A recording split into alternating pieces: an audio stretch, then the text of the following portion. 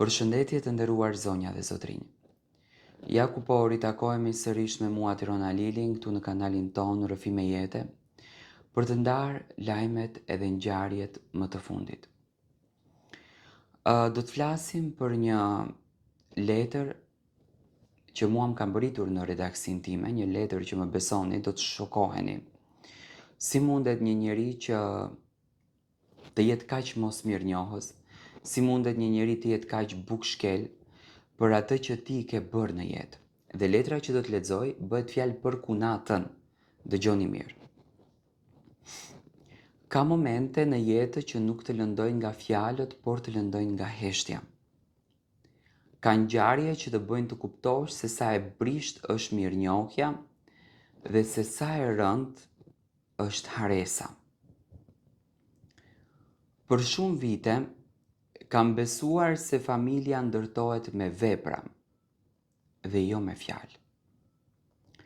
Kam qenë pranë njerëzve të mi në ditët më të vështira, pa pritur asnjë gjë në këmbim. Kur kunata ime ishte në gjendje të rëndë dhe kishte nevojë për gjak, nuk mendova dy herë. Shkova dhe ja dhurova gjakun tim.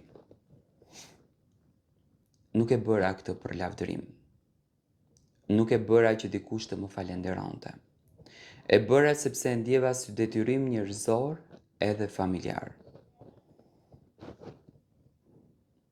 Në ato momente nuk pyeta kush kishte, apo kush kishte gabuar në atë gjë, kush kishte të drejtën apo çfarë kishte ndodhur më parë. Kur jeta një njeriu është në rrezik, të gjitha këto humbasin rëndësinë. Ka vetëm një mendim, të ndihmosh. Kaluan vitet, jeta vazhdoi me sfidat dhe me gëzimet e saj. Besoja se lidhjet e familjes ishin forcuar edhe më shumë. Besoja se respekti ndërtohej mbi ato momente kur qëndron pranë njëri tjetrit. Pastaj erdhi dita e dasmës së vajzës së saj. Një ditë që në thelb duhej të ishte fest, gëzim edhe bashkim. Por atë ditë, unë mora një mësim të dhimbshëm. Nuk u ftova fare. Nuk ishte thjesht mungesa e një ftese, ishte ndjesia se gjithçka që kisha bërë nuk kishte më asnjë vlerë. Ishte një heshtje që fliste më shumë se çdo fjalë. Ishte një derë e mbyllur për dikë që kishte menduar se ishte pjesë e madhe e asaj familje. Nuk po e tregoj këtë histori për të fajsuar askënd. Çdo njeri ka të drejtën të marrë vendimet e veta, por edhe unë kam të drejtën të ndjej dhimbjen. Kam të drejtën të pyes veten se si është e mundur që dikush të haroj aq shpejt dorën që e ndihmoi në një nga ditët më të vështira të jetës. Mirësia nuk duhet të jetë monedhë këndimi. Nuk ndihmoj më për të marrë shpërblim, por është njerëzore të presësh të paktën respekt. Nuk kërkoja vendin më të mirë në dasëm, nuk kërkoja falënderime publike. Mjaftonte një ftesë. Mjaftonte një shenjë që të më tregonte se nuk kisha harruar. Ndoshta disa njerëz e harrojnë shpejt të kaluarën. Ndoshta kur kalojnë vështirësitë harrojnë edhe ata që u qëndruan pranë. Kjo në fund është zgjedhja e tyre. Unë zgjodha të mos të pendohem për të mira që unë kam bërë. Gjakun që dhurova ishte një akt njerëzor dhe do ta bëja sërish për të shpëtuar jetën. Sepse vlerat e mia nuk varen nga sjellja e kunatës. Megjithatë, kjo përvoja më mësoi diçka të rëndësishme. Jo çdo sakrificë vlerësohet dhe jo çdo mirësi kujtohet. Kjo nuk do të thotë se duhet të ndalojmë së bëri mirë, por duhet të mësojmë të mos të presim që të gjithë ta kuptojnë vlerën e saj. Sot nuk mbaj më urrejtje në zemër. Urrejtja rëndon më shumë atë që e mban se sa atë ndaj të cilit i drejtohej. Mbaj vetëm një trishtim të thellë dhe një mësim që nuk do të harroj kurrë. Jeta vazhdon, njerëzit vinë e ikin. Disa na surprizojnë me dashuri, e të tjerët me zhgënjim. Por karakteri ynë mbetet dhe matet nga mënyra se si ne vazhdojmë të shkojmë përpara. Nëse kjo histori i ngjan historisë së dikujt tjetër, dua t'i them vetëm një gjë. Mos lejo që zhgënjimi të ta ndryshojë zemrën. Vazhdo të jesh i mirë, por mëso të mbrosh veten. Jep dashuri, por mos e humb dinjitetin. Ndihmo kur të mundesh, por mos e ndërto lumturinë tënde mbi pritshmëritë që të tjerët do të kujtojnë gjithmonë atë që ti ke bërë. Ndoshta një ftesë mungoi, por kjo nuk e ul vlerën e asaj që unë e kam bërë. Mirësia nuk humbet vetëm sepse dikush nuk e vlerësoi. Ajo mbetet pjesë e karakterit tim. Dhe me këtë ndjenjë dua të vazhdoj përpara, pa urrejtje, pa akmarrje, por me më shumë mençuri. Sepse jeta na mëson se njerëzit mund të harrojnë veprat tona, por ne nuk duhet të harrojmë se kush jemi. Në fakt ka qenë një nga letrat më të bukura që unë e lexova, sepse përpos që brenda gjeta një zhgënjim, gjeta një thyerje shpirtërore, gjeta një lëndim, gjeta edhe një grua e cila me dinjitet dhe me urtësi tregon që në jetë nuk duhet të presim gjithmonë atë që ne japim. Do me thënë, jeta është një medalje, ka njerëz që na vlerësojnë për atë që kemi bërë, ka njerëz të cilët janë mos mirënjohës, dhe në këtë rast, do me thënë, kjo medalja gjithmonë i ka dy anë. Dhe për këtë gjën, unë e vlerësoj gruan në fjalë, ti mos prit që kunata të re baraban për ty, në asnjë mënyrë, ti tënden e ke bërë, e vlerëson Zotin nëse nuk e vlerëson njeriu, dhe asaj turp t'i vi që mundohet të ul dinjitetin, vlerën tënde, të ul njerëzillikun tënd me këto vepra që realisht nuk i takojnë një njeriu të zgjuar. Mua më vjen shumë keq që në shumicën e rasteve dëgjoj ngjarje ku një njeri jep maksimumin e vetes së tij, por e merr më të shëmtuarën mosmirënjohje. Realisht do doja t'ju them të gjithëve përshëndetje me shumë dashuri, me shumë energji pozitive, me shumë lumturi. Mendova që në këto momente do të ndaja një letër falënderimi, një letër kushtuar një shoqes, për të treguar një moment të bukur të dy shoqeve, për respekt. Por ajo që do të ndaj tani është një tmerr i vërtet, që e ka postuar një faqe shqiptare në rrjetet sociale si në Instagram, Facebook dhe TikTok, ku 3 shoqe apo 2 vajza rrahin moshataren e tyre, torturojnë, e kapin për flokësh, e gjuajnë në tokë, e ngrejnë në këmbë. E gjitha kjo ka ndodhur në Fier dhe një bashkëmoshatare e tyre, duke i regjistruar me video kur po e rrahin vajzën në fjalë dhe duke kërkuar që ta rrahin edhe më shumë. Nga videoja që pash, do të thënë bëhet fjalë për vajzat moshës 17-18 në shkollë të mesme, të cilat pas ka një problem kaq të madh serioz, saqë janë në gjendje që edhe të maltretojnë në këtë nivel shoqen e tyre. Sinqerisht, nga ajo që unë pash më është bërë mishi kokër.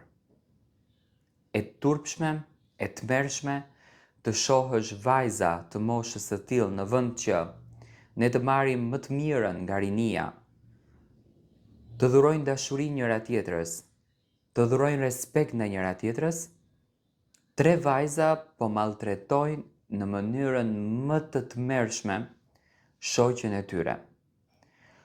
Unë kam mbetur pa fjalë. Sinqerisht kam mbetur pa fjalë. Unë nuk e di se çfarë gjenerate po rrisim. Nuk e di se deri ku do të shkon mlefi dhe urrejtja e këtyre të rinjve kundër drejt njëri tjetrit, që janë duke plasur nga xhelozia, ka një xhelozi të tmerrshme për shoqin e tyre, për shokun e tyre. Të kenë mundësi edhe ta mbysin komplet, nuk ngopen me urrejtjen që po e mbjellin brenda vetes. Që nga rasti i Martin Canit, e deri më tani kemi sjellur shumë raste të tilla të ngjajshme. Shpeshherë domethënë shtrohet pyetja se ku është problemi, ku qëndron faji. Në shumicën e rasteve thon faji mbetet jetim, por jo, unë nuk them këtu që faji është jetim. Unë them që faji është tek prindërimi i dështuar, prindër të cilët janë apasionuar pas lekut dhe kanë haruar që kanë fëmijë për të rritur. Mos kontrolli i vajzave, po shkojmë në ditë shumë europiane dhe vajzat më tash kanë lëshuar dorë krejtësisht nga nënat. Vajzat janë lider të vetes, vajzat pyeten për veten e tyre, një nën nuk e ndalon dot të bien e saj për t'i thënë një diçka, dhe ndodhin tmerre që ne po shohim që realisht unë në momentin që po i shikoja, krijova një lloj urrejtje për këto goca, që të kisha, domethënë mundësinë do t'i kisha gjykuar me dënimin më të ashpër që duhet dhënë, sepse ndryshe rinia jon nuk mbushet me mend. Unë apeloj edhe tek prindërit që të jenë të kujdesshëm me fëmijët e tyre, sepse edukata e këtyre vajzave nuk është një edukat nga një familje që ka kultivuar kulturë, nga që këtë edukatën që pasqyrojnë këto goca, jam shumë i bindur që fillimisht njëherë kanë marrë në familjet e tyre, ndoshta edhe do të mërziteni, ndoshta do ndjeni keq, po ju a keni dhënë.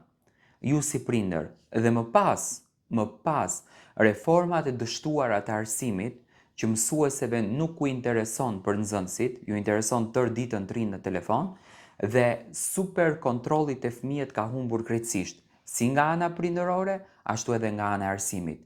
Dhe ne porisim një shoqëri të dështuar, që realisht në Shqipërinë tonë të vogël është e turpshme dhe sidomos në një qytet si Fieri të ndodhin këto fenomene ku këto goca nuk e kanë edhe iden, nëse ne do të ulemi dhe të pyesim cila është arsyeja që e bët këtë gjë, për veprimin që kanë bërë. Sepse janë adoleshente, kanë hyrë në atë filmin të adoleshencës, mundohen të tregojnë se janë dokushi, kanë krijuar atë vetbesimin e shëmtuar dhe të gabuar që në shumicën e rasteve krijojnë adoleshentët dhe dalin kaq skandaloze nëpër rrjetet sociale. Kjo punë duhet marrur seriozisht. Duhet marrur seriozisht dhe duhet ngritur në protest edhe për këtë çështje. Sepse nuk është hera e parë që lufta në shkollë po bëhet kaq e madhe. Që nga rasti Martin Canit, edhe njerë më duhet ta potencoj, kemi sjellur raste të ndryshme, që realisht janë të neveritshme t'i shohësh. Dhe kjo duhet të merë një herë fund. Kjo duhet të merë një herë e mirë fund. Dhe këto vajza dhe vajzat të cilat po rriten duhet të edukohen në formë femërore. Nuk i shkon një vajzës të ketë këtë lloj kulture. Kjo është një kulturë e rrugës, edhe në rrugë nuk e gjem këtë kulturën, se njeriu ka pak sedër, më thënë njeriu ka pak dinjitet, këto kanë shkel mbi dinjitetin e tyre, mbi dinjitetin e familjes që realisht dhe prindërve turp t'ju vi, se çfarë fëmijë po rrisin, se ai e shikon fëmijën në shtëpi, ai ja shikon lëvizjet fëmijës, ai ja shikon veprimet fëmijës, këto kanë veprime të tmerrshme. Dhe kjo nuk është një gjë që nuk është parë në familje, ajo nuk ka qenë ëngjëll në familje. Ajo agresivitetin, kulturën e ulët, tmerrin e ka pas që në familje. Por, prindërit tani i lënë tërë ditën fëmijët nëpër celulare, sepse mundohen që të jenë më të qetë, ja kushtojnë të gjithë kohën punës, sepse duan lek më shumë, nga që xhelozia ka hyrë në mes, duan të ikin në përpushime, duan të blejnë rroba të shtrenjta, firmato dhe harojnë që kanë familje. Dhe ne ngrihemi në këmbë dhe shohim ngjarje që realisht kot luftojmë, Kot flasim për të ardhmen, derisa e ardhmja po dështon. Ne flasim për një të ardhme. Ne themi e ardhmja e riniston. Çfarë e ardhme? E ardhme është kjo. Kjo është dështim, nuk është e ardhmja, kjo është dështim. Dhe për këtë gjë më vjen shumë keq për vajzën e fjalë që ka kaluar këtë tmerr, sepse ajo është tmerr, është tronditje, të kalosh nga shoqet e tua, nga gjenerata jote, por uroj që shteti të bëhet shtet një herë për gjithmonë, sepse duke mos qenë shtete ndodhin këto gjëra, dhe këto vajza të marrin vërtet dënimet e merituara dhe të shkojnë në vendin ku ato e meritojnë, sepse ato nuk e meritojnë që të jenë në shkolla, nuk e meritojnë që të jenë në mesin e shoqërisë.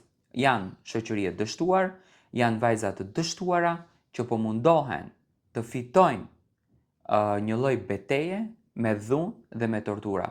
Mua më vjen shumë keq në fakt që pash këtë video, më vjen shumë keq një herë edhe që e solla pranë jush, por duhet patjetër të ngrisim zërin për fenomene si kjo, sepse shoqëria mendoj që po shkon dhe po bëhet më agresive dhe fëmijët nuk janë, më besoni që nuk janë të sigurt në shkollat të cilat ne i dërgojmë, sepse ekzistojnë fenomene të këtilla që shkatrojnë gjithçka.